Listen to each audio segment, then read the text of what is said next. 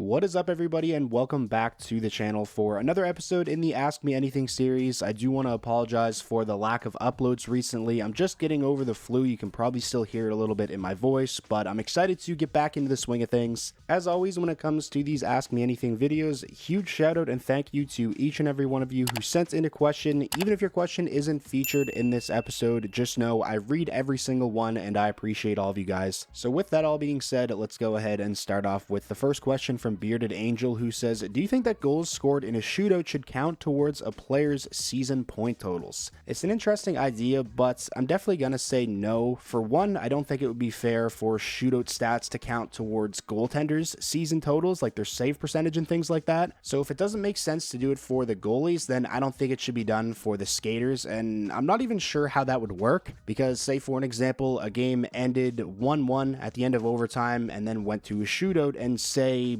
three players from one team scored in the shootout and they won the game, the final score would still just be 2-1. It's not like all three goal scores in the shootout count towards the final score of the game. Maybe it makes some sense for the player who ends up getting the shootout winner to be credited with a goal, but I definitely don't think it makes any sense to just start counting all goals scored in a shootout towards, players and goaltenders' season totals. Moving on now to the next question. This one comes from Smooth Criminal 12, who says, will the Bruins do anything substantial at the deadline, buying or selling? I'd like to think Sweeney's seat is searing hot at this point to where he'd do something desperate, but ownership has mostly been hands off in the Sweeney era. If the Bruins are going to do anything substantial at the trade deadline, I think it's going to be in the realm of buying. They're only 1 point out of a playoff spot. People are talking about the idea of them potentially trading Brad Marchand because he's in the final year of his contract, but if you trade him away, you're effectively killing any chance you have at making the playoffs. I cannot see them doing that. Maybe they get an offer they can't refuse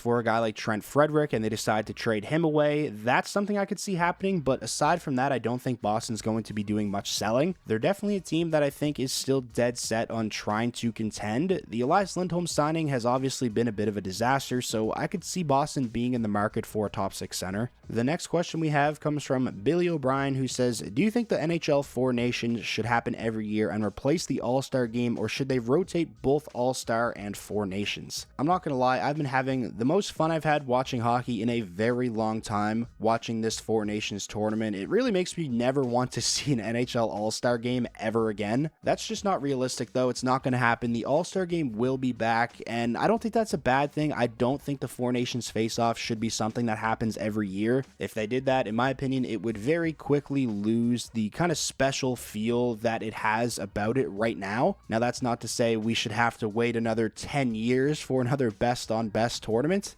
I think the sweet spot is making sure there's some kind of best-on-best tournament involving NHL players every 2 years between the Olympics, a World Cup of Hockey, or another Four Nations face-off. Speaking of the Four Nations face-off, this next question comes from New Jersey fan, who says, do you think Logan Thompson would have made a difference for Canada in the Four Nations face-off? Let me start by saying this. Do I think Logan Thompson should have been selected to Team Canada? Without a doubt, absolutely. With the season he's having, I don't know how you can leave someone like that off the roster. He should absolutely be there. With that being said, though, I'm not going to sit here and act like if Logan Thompson was in net for Team Canada in their first 2 games, the results would have been any different. I think they still would have beaten Sweden, and they still would have lost to the United States. They were only able to get 1 past Connor Hellebuyck. Goaltending was not the problem for Canada in that game whatsoever. Was the first U.S. goal a little bit soft? Sure. But unless Logan Thompson would have scored a few goals in that game for Team Canada, they would have lost that game no matter who was in net. I really didn't think I'd be sitting here defending Jordan Binnington, but here we are. I really do not think Binnington has been a problem for Team Canada whatsoever in this tournament up until this point. And actually, right now, as I'm recording this, Team Canada is up 4-0 over Finland heading into the 3rd period. I'm not going to say the S word, but Binnington has been rock solid in this game so far. So again, I think Logan Thompson should be at this tournament. He should be Team Canada's starting goaltender, but I'm not going to sit here and act like if he was, the results would have been any different up until this point. Moving on now to the next question. This one comes from Jojo, who says, did Chicago make a mistake not drafting Ivan Demidov? And listen, I hear ya. I get a lot of comments like this, but trust me, I'm not ignoring anybody. There really isn't any big process that goes into how I pick the questions for these videos. I do really appreciate you sticking with me though and not unsubscribing after all these years of not having your question featured in an episode. To answer your question though, I'm not going to say Chicago made a mistake passing on Demidov and instead electing to go with Artem Levshunov because neither player has played a game in the NHL yet. What I will say is I think there's a pretty good chance a few years from now we look back at the 2024 draft and think to ourselves, wow, Chicago really passed on this guy with the second overall draft pick. Now that's not to say that I don't think Levshunov is going to be a fantastic player for Chicago. I think he will be. I think he's going to be a legit top pairing guy for them. And prior to the 2024 draft, they didn't really have a defensive prospect in the system who is a right shot that had the upside of being, a big minute-eating top pairing guy. I definitely feel like Chicago drafted for positional need as opposed to best player available, which I don't always think is a bad idea, but I do feel like with a pick as high as second overall, you should be going with the best player available. And in my opinion, it was Ivan Demidov.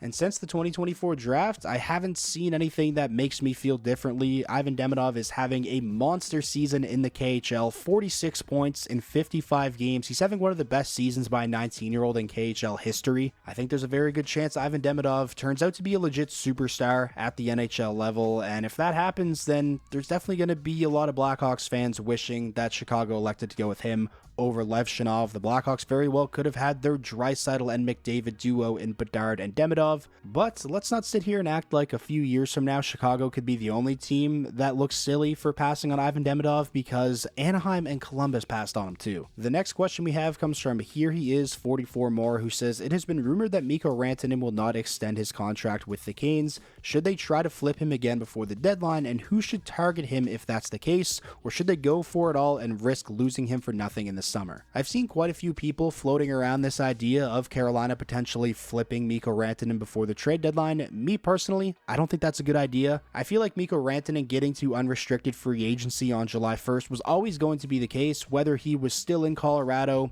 or he ended up getting traded, which obviously he did. Just from a business standpoint, I think that is the best move for Mikko Rantanen to make. With the cap set to rise as much as it's going to in the coming years, he could be looking at an absolutely massive contract. There's going to be no shortage of teams interested in signing him. It'll likely turn into a bidding war. I think it's safe to say Mikko Rantanen's next deal will make him the highest paid player in the league. Carolina knew the risk that comes with trading for a pending UFA. We saw them do it last year with Jake Gensel, and he obviously ended up leaving in free agency. At the end of the day, the Carolina Hurricanes are trying to win a Stanley Cup this season, and sure, through his first 6 games, his point totals may be a little bit underwhelming, but I think flipping Mikko Rantanen before the trade deadline really hurts Carolina's chances of coming out of the Eastern Conference and winning the Stanley Cup, because if they do decide to flip him, there's just no way they're going to get back a player in return who is better than or close to even being on par with Mikko Rantanen. This next question comes from Maxime, who says, if the Hellebuyck we are seeing at the Four Nations is the Hellebuyck we see in the playoffs,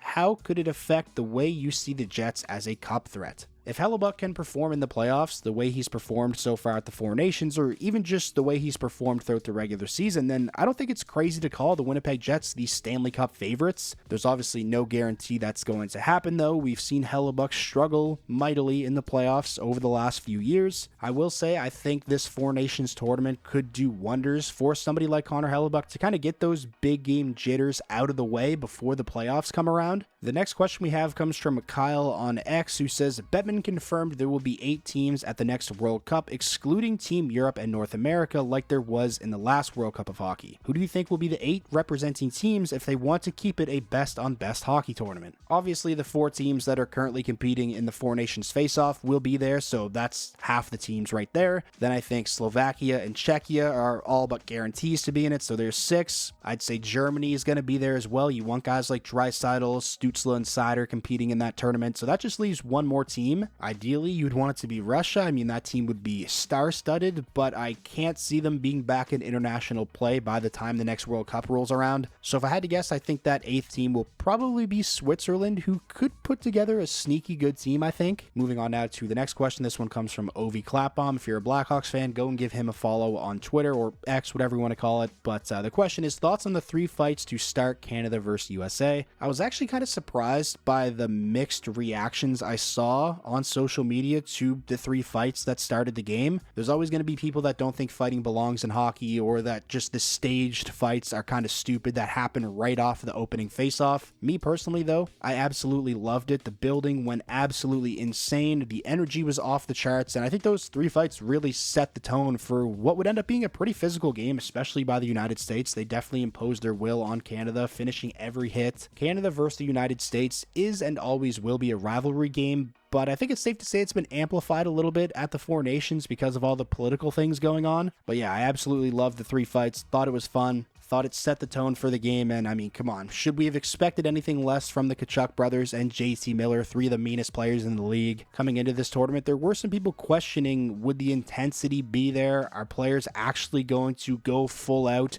and try their hardest? Well, I think it's safe to say the first 9 seconds of Canada versus USA put to bed any doubts anyone had about the intensity or how hard players would compete in this tournament. And now finally, finishing up this episode of the Ask Me Anything series with the last question from Cade, who says, is Tim Stützle still the best player from the 2020 draft, or has Lucas Raymond surpassed him this season? I would still give Tim Stützle the slight edge. I think both players have taken that leap into borderline superstardom, but Tim Stützle did it earlier.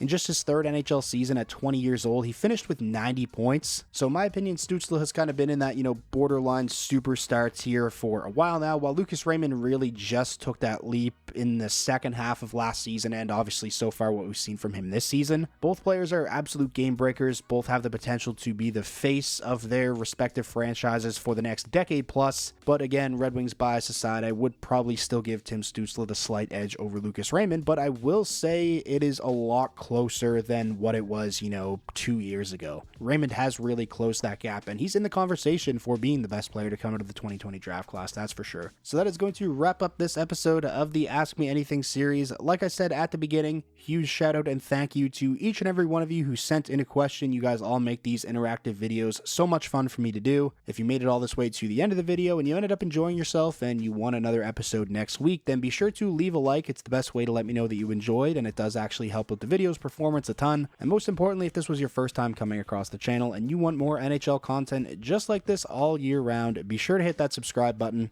and I will talk to you all again soon.